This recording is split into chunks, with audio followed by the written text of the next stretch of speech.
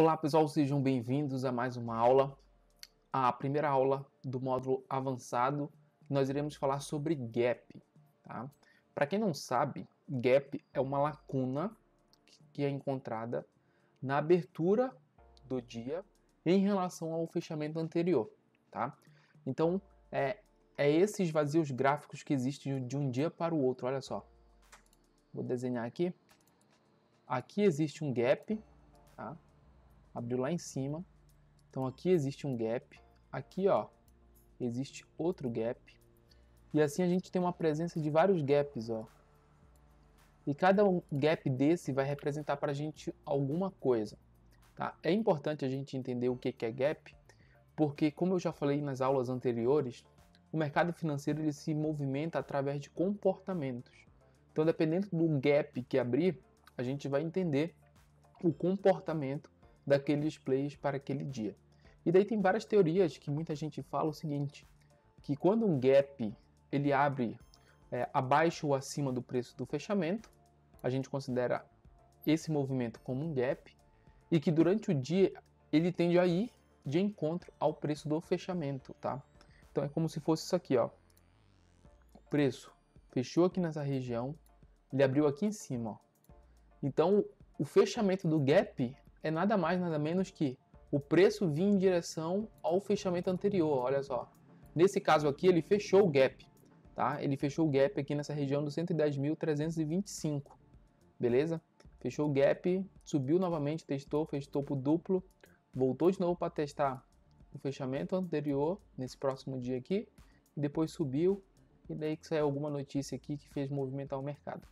Por isso que é importante nós entendermos que existem essas variáveis de gap, e uma delas a gente pode escrever aqui, tá? Vamos aumentar aqui, ó. Então o primeiro gap a gente pode considerar aqui gap de continuidade. Tá? O que seria esse gap? Vamos desenhar aqui só para vocês entenderem o que seria esse gap de continuidade. Então o movimento, vamos supor que o mercado ele andou dessa forma aqui, ó. Andou, fez uma perna 1 para cima, tá? A partir do momento em que ele fechou nessa região, a gente já faz uma leitura do dia, como é que pode abrir no próximo dia, tá? Então, por exemplo, hoje é uma quinta-feira. Então eu não sei como vai abrir amanhã na sexta-feira o mercado financeiro. Eu posso, através de projeções, estudar o que aconteceu no passado para meio que tentar prever o futuro, tá? Então, o gap de continuidade seria o seguinte, ó. A gente está vendo, e a gente já viu, projeção e retração de Fibonacci. Então, a gente poderia ver que o mercado retraiu entre 50% e 61,8%, tá? E se amanhã o mercado ele abrir aqui, ó, tá? Antes de chegar no topo, a gente pode considerar que isso seja um gap de continuação do movimento, tá? Por quê? O mercado ele não pode simplesmente fazer perna 1 para cima, perna 2 e com um gap aqui, ó, fazer uma perna 3. Seria uma perna de continuação desse movimento todo aqui, ó, da projeção de Fibonacci, tá? Beleza? Por isso que ele seria um gap de continuidade. Ele tende a dar continuidade na tendência anterior. Então ele fez perna 1 para cima, parou na região dos 50 e 61,8% da perna anterior.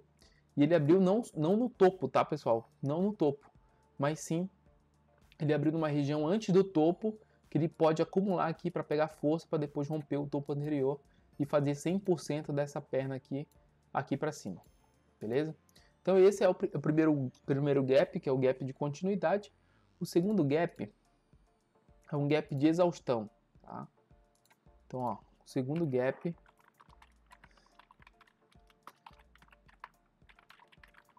de exaustão. Então, o que seria esse gap de exaustão?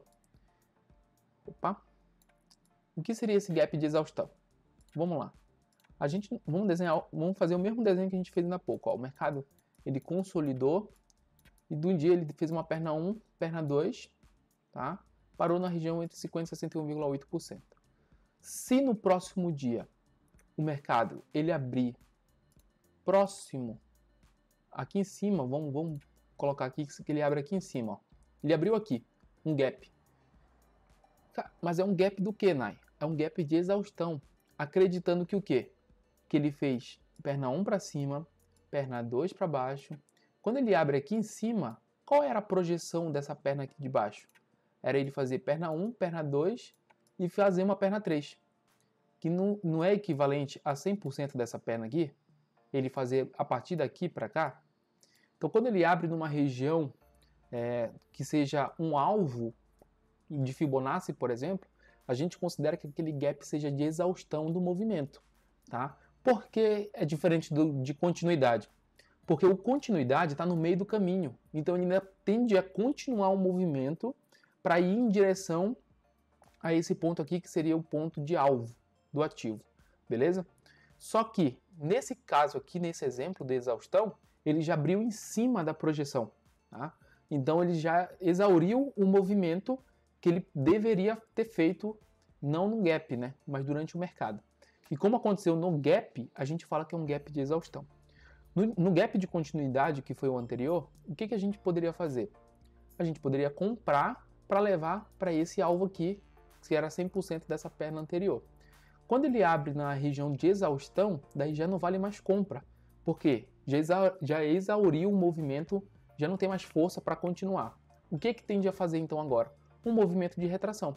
Ele tende agora a cair, tá? Ele tende a cair e pelo menos retrair entre 38,2% e 50% para depois voltar a subir novamente, beleza? Então olha lá, gap de continuidade, gap de exaustão e temos mais um gap que é o gap de fuga, tá? Então temos o nosso terceiro gap aí, que é o gap de fuga. Então terceiro gap de fuga. O que seria o gap de fuga? A gente tem um movimento, vamos citar um exemplo aqui, de consolidação no mercado, tá? O mercado ele tá andando lateral, beleza? Tá andando lateral. E daí chegou um dia em que o gap, né? Ele abriu com gap, vamos supor que fechou aqui o mercado nessa linha, e o gap já abriu aqui, ó. Aqui em cima desse movimento. Fugindo da região de congestão, tá? Fugindo da região de congestão.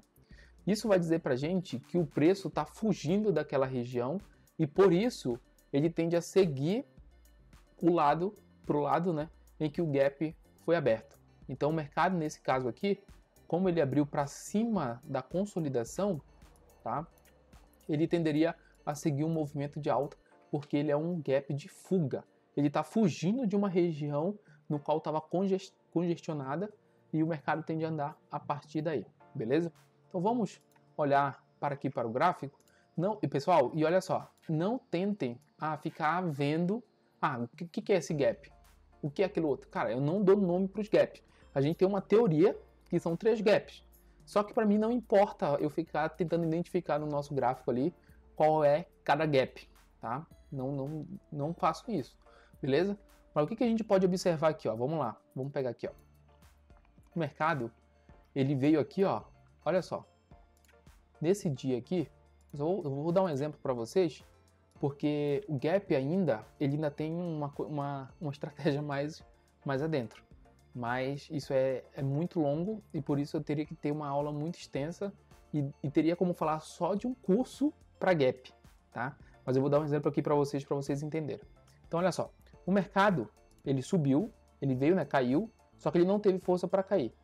Então ele veio, subiu, testou fundo, tá? Subiu, olha lá, fez topo duplo, beleza? Fez topo duplo. Só que antes dele fazer esse topo duplo, olha esse fundo que ele deixou aqui, ó. Então ele fez perna 1, perna 2, perna 1, perna 2, perna 3. Ele deixou esse fundo aqui, ó. Nesse próximo dia, olha o gap onde que abriu. Pô, não tava lá no topo? Olha o gap que ele abriu. Ele já abriu aqui, ó. Tentando fugir dessa região, tá? De topo. Com isso, pessoal, aqui a gente poderia considerar que seria um gap de fuga, tá? Porque ele está fugindo de uma região que foi testado o topo anterior, não teve força para continuar a subida, acabou abrindo para baixo, próximo desse suporte aqui, veio, fez uma perna 1 para baixo, testou novamente esse topo, não passou e daí entrou a tendência de baixa, né? Acabou mudando o comportamento nessa região, beleza? Então, a gente consegue identificar aí vários tipos de gap, assim mesmo como um gap de exaustão, né? Ele está exaurindo o movimento, olha só. Aqui, ó. Ele fez perna 1 para cima, tá? Fez perna 1, perna 2, perna 3. Quando abriu aqui esse dia, ele já abriu aqui em cima, ó. Vamos pegar a projeção de Fibonacci aqui só para vocês entenderem. Olha só, perna 1, perna 2, ele já está abrindo no 100%, olha só o que eu tinha explicado para vocês, tá? Então, o mercado ele já abriu na região de 100%. Cara, ele já está abrindo numa região de quê, pessoal?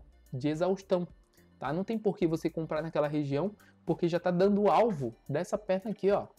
Da perna anterior, perna 1 para cima, perna 2 para baixo, perna 3 para cima. Pô, o mercado já está abrindo aqui, ó, no 100%. Não tem mais por que comprar nessa região, tá? E daí o mercado vai, e olha o que ele faz. Uma exaustão realmente, né? O mercado já abre nessa região, testa ainda o topo lá, e aí ele já só vem para baixo, olha só. Só vem, faz um fundo, e daí direciona para baixo novamente, tá? Então para vocês verem, olha só a queda que fez, pessoal. Olha a queda. Daí com esse gap aqui, ó, gap de exaustão, beleza? Testou o topo, não rompeu. Nesse gap aqui, ó, ele já abriu com gap de baixa, saindo, fugindo dessa região aqui, ó.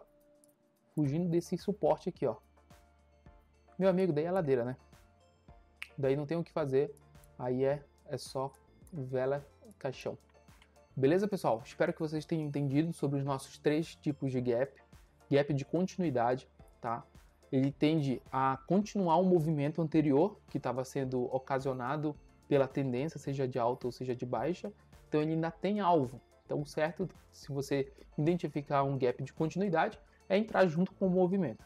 Temos o gap de exaustão do movimento, é quando o preço ele abre já acima de uma região de projeção, de alvo, né? E por isso ele tende a fazer um pullback, uma correção, para depois, né, continuar o movimento novamente.